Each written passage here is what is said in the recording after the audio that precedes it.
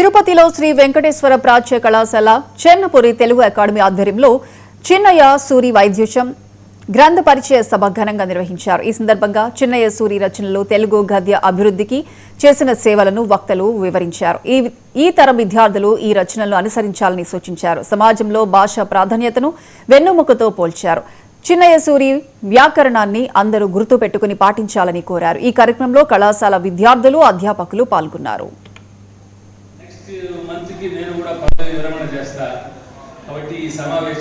ఈరోజు పరవస్తు చెన్నయ్య సూరి వైదుష్యం అనే పుస్తకం ఆవిష్కరించబడుతుంది.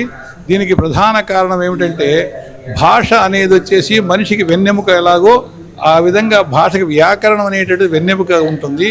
ఈ వెన్నెముక లేని మనిషి ఏ విధంగా వచ్చేసి నిలబడలేడో భాష కూడా ఇవాళ వచ్చేసేసి సరైన స్థితిలో లేకపోవడానికి కారణం వ్యాకరణం యొక్క ప్రశస్తి దాన్ని తెలియకపోవడం కారణం. ఇందులో రెండు అంశాలు ఉన్నాయి. ఒకటి వచ్చేసి 165 సంవత్సరాల క్రితం చెన్నయ్య సూరి రాసినటువంటి వ్యాకరణము ఈనాటికి ఎలా సరిపడుతుంది అనే ఒక పూర్వపక్షం ఉంది.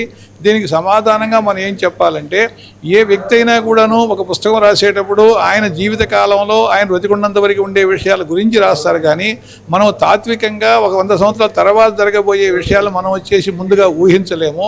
ఆ విధంగా ఆయన ఆనాటికి ఉన్నటువంటి నన్నయ్య దగ్గర నుంచి ఉన్న సాహిత్యాన్ని అంతటినీ కూడా క్రోడీకరించి విశ్లేషించి ఆయన వివరించారు. మరి తర్వాత వచ్చినటువంటి వాళ్ళందరూ కూడాను మహా పండితులందరూ కూడాను ఎందుకు చేయలేకపోయినారు ఆ యొక్క మార్పులు చేర్పులు అనే విషయంలో వచ్చేసి సందేహం ఇప్పటికీ కొనసాగుతూనే ఉంది. దురదృష్టం ఏమిటంటే ప్రతి వాళ్ళు చెన్నయ్య సూరి వచ్చేసి ఇవాళ పనికి రాదు అని అంటున్నారే కానీ ఇవాళ పనికి వచ్చే విధంగా రాయలేకపోవడానికి మన యొక్క అశక్తతను మాత్రం వాళ్ళు అంగీకరించడం లేదు.